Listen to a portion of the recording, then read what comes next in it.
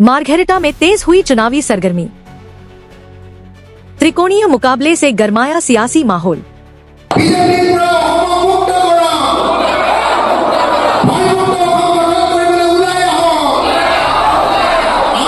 विधानसभा चुनाव जैसे जैसे नजदीक आ रहे हैं, मार्घेरिटा विधानसभा क्षेत्र में राजनीतिक हलचल तेज होती जा रही है। इस बार मार्घेरिटा में त्रिकोणीय मुकाबले के स्पष्ट संकेत दिखाई दे रहे हैं, जहां सत्तारूढ़ दल, राइजोर दल और कांग्रेस तीनों प्रमुख राजनीतिक शक्तियां आमने सामने खड़ी हैं। संभावित उम्मीदवारों को लेकर राजनीतिक माहौल लगातार गर्माता जा रहा है और चुनावी चर्चा हर गली चौराहे तक पहुंच चुकी है। सत्तारूढ़ दल बीजेपी की ओर से मार्घेरिटा के 2 बार के विधायक भास्कर शर्मा एक बार फिर चुनावी मैदान में हैं। लंबे समय से विधायक के रूप में काम करने का अनुभव, क्षेत्र में मजबूत पकड़ और सत्तारूढ़ दल की संगठित ताकत, इन सभी कारणों से उन्हें इस मुकाबले का एक मजबूत स्तर माना जा रहा है। शासक दल अपनी उपलब्धियों और संगठनात्मक क्षमता के सहारे जनता के बीच जाने की तैयारी कर रहा है। दूसरी ओर राइजोर दल एक प्रभावशाली विपक्षी शक्ति के रूप में उभरता नजर आ रहा है। पार्टी के संभावित उम्मीदवार राहुल छेत्री, जो छात्र मुक्ति संग्राम समिति के पूर्व नेता रह चुके हैं, खासकर युवाओं के बीच एक परिचित और लोकप्रिय चेहरा माने जाते हैं। हाल ही में मार्घेरिटा इंडिया क्लब में आयोजित राइजोर दल की कार्यकर्ता सभा और ज्वाइनिंग कार्यक्रम में पार्टी अध्यक्ष अखिल गोगोई ने खुले तौर पर बीजेपी सरकार को सत्ता से हटाने का आह्वान किया।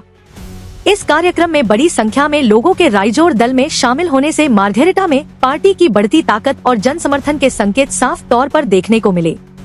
तीसरी तरफ कांग्रेस भी इस मुकाबले में नई ऊर्जा के साथ वापसी की कोशिश कर रही है। पार्टी के संभावित उम्मीदवार प्रतीक बरदोलोई, जो पूर्व मार्घेरिटा विधायक और मंत्री तथा वर्तमान नगांव लोकसभा सांसद प्रद्युत बरदोलोई के पुत्र हैं, राजनीतिक विरासत के साथ मैदान में उतरने की तैयारी कर रहे हैं। कांग्रेस अपने पारंपरिक वोट बैंक और पुराने संगठनात्मक ढांचे के भरोसे एक बार फिर मार्घेरिटा में अपनी स्थिति मजबूत करने का प्रयास कर रही है।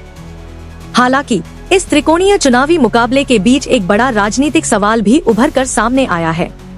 बीजेपी के कथित निरंकुश और स्वेच्छाचारी शासन के खिलाफ कई विपक्षी दलों ने मिलकर एक संयुक्त विपक्षी मंच का गठन किया है, जिसमें राइजोर दल और कांग्रेस दोनों शामिल हैं।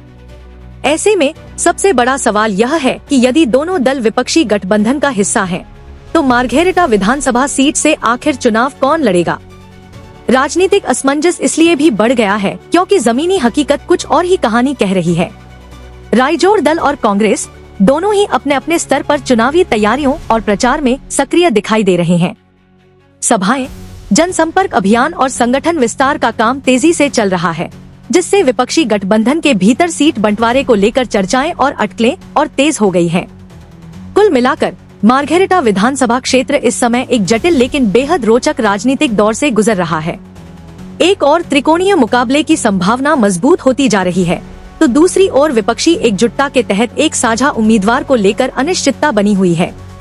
आने वाले दिनों में जैसे जैसे चुनाव की तारीख नजदीक आएगी, मार्घेरिटा की राजनीतिक तस्वीर और अधिक स्पष्ट होती जाएगी। फिलहाल पूरा क्षेत्र एक दिलचस्प और कड़े चुनावी मुकाबले की ओर बढ़ता नजर आ रहा है। News desk report, any times 24/7।